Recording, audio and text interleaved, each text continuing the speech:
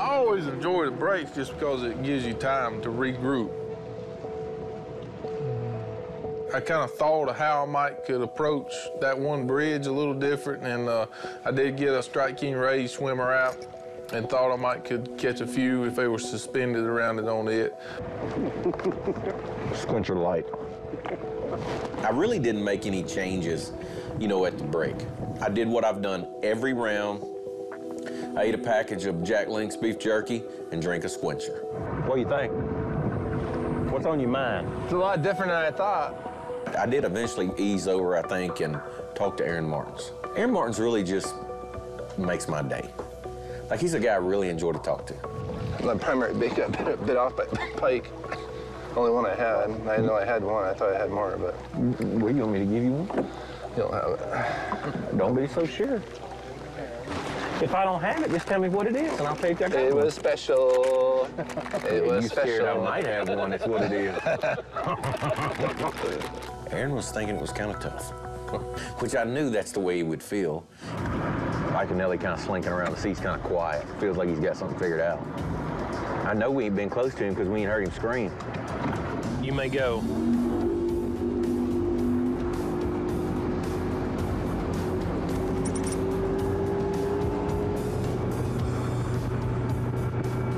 I started the period with a jerkbait and caught a couple right off. Just started off the period too good. Felt like I was, you know, kind of getting in the deal, figuring the deal out.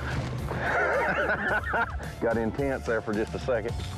Basically, what I was fishing was the same deal I'd fished in the previous 2 rounds. It was a long point. It was underwater. It wasn't, you know, an emergent point, but it had some vegetation on it, stuck out. Pretty steep drop, fell off into deep water, which had kind of been my deal, you know, in the previous 2 rounds. We gotta just keep doing this. This is our best shot. I went through with that vibrating jig again, and I caught a small keeper, and I caught another keeper. But the thing that I noticed is that the wind was really starting to diminish.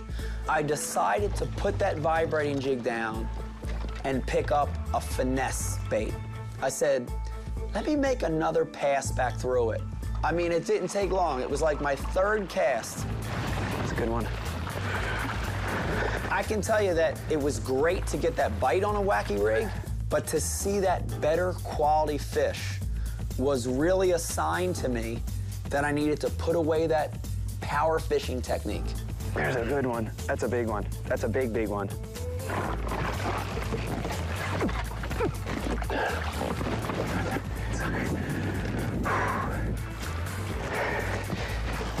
So it was a big decision to not only stay in this pocket, but to switch tactics and go to finesse. Pretty brown round, driving me wild. While Ike Kennelly was putting down the vibrating jig in favor of finesse, second-place angler Greg Hackney picked up the jig and became aggressive. I had graphed an area during the ride-around that had a lot of grass. I had some ditches and some drains, and it was some offshore humps. And it was really a place that could have either smallmouth or largemouth.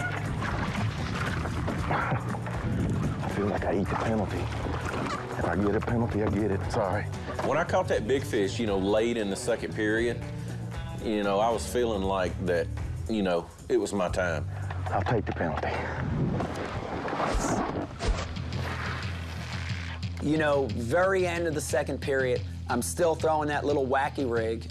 We get to about 4 minutes to go, and it's caught on a weed, and I just kind of popped it off of the weed. And as it fell back down, one just ate it. There's a big one. It was a 3-pound, 11-ounce smallmouth. It took me almost the entire 4 minutes to fight it. I landed that fish, and I think I had less than a minute left. 4-pounder. What a great way to end the period. To pull your weight way up. Man, not only am I in the right area of the lake, the right pocket, but I've got the bait to catch the big bass. I love you, brown fish. God. Let her go.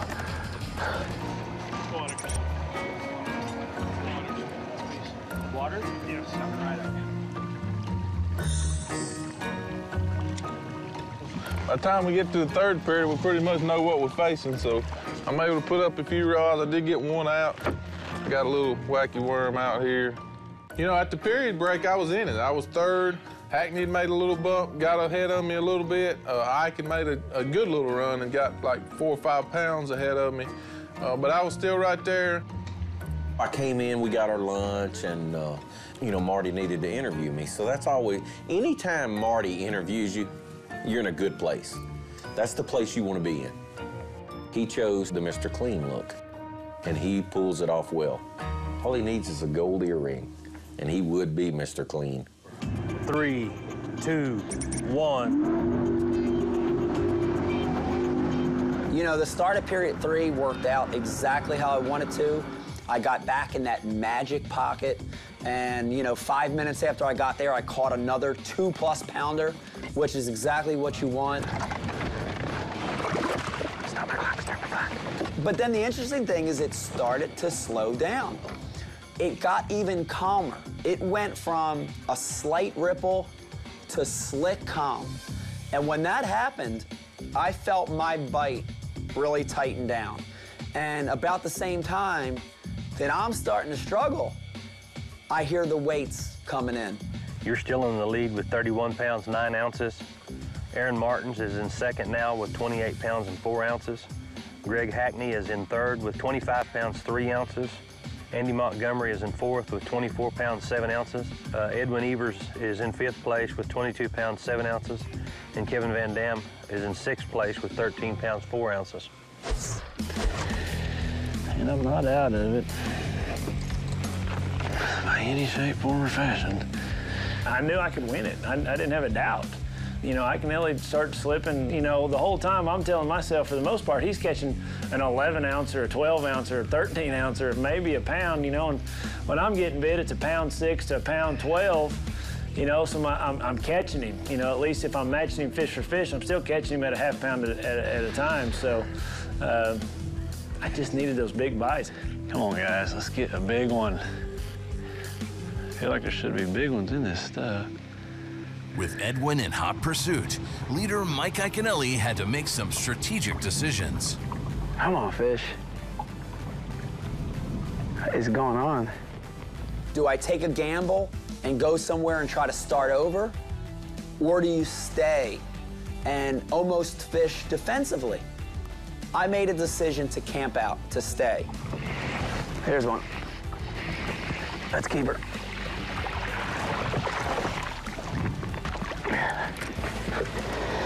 Why leave fish to go to fish? I knew that this was a special pocket, and I believed that I fished slow, and I kept that wacky rig in my hand. I would get enough bites to maintain the lead. Oh, giant, giant, giant, giant. Oh, my God. Oh, God, no good. No. Yeah.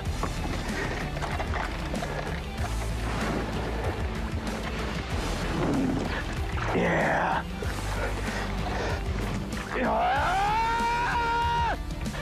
Within 10 minutes left of the day, I get that bite, and it's that different bite. It's that harder surge, and I set the hook. There he goes. That's the one. That's the one. That's the one. It's a big one.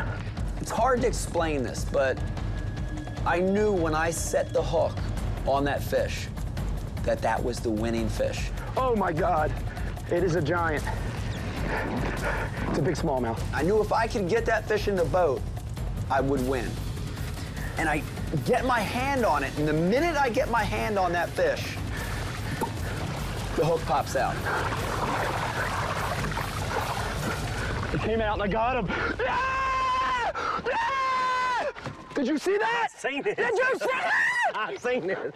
In a big tournament like this, fishing against these caliber of guys, when something like that happens and you land the fish, it's your time. Listen, everybody watching at home, dude, try your best. When you're gonna win, you're gonna win. That's all you can do, bro. You saw that, right? It's funny because people expect me to just freak out and yell and jump in the lake and do a cannonball and start punching stuff. But this is a different kind of excited. You know, when that buzzer went off, I mean, I kind of just took a moment and sat on that front deck. Boy, I don't get emotional, and I'm freaking emotional right now, man. I really got caught up in the moment of winning this event. Since day one, my very first day of MLF, I've worked hard to win one of these. And 5 years later, 5 years, I finally do it. Man, it's just such a great feeling. It's such an awesome feeling. And I can tell you, I'll never, ever, ever forget this tournament and never forget this last day. Mike Iaconelli won his first MLF Summit Cup with an impressive 45 pounds, 6 ounces.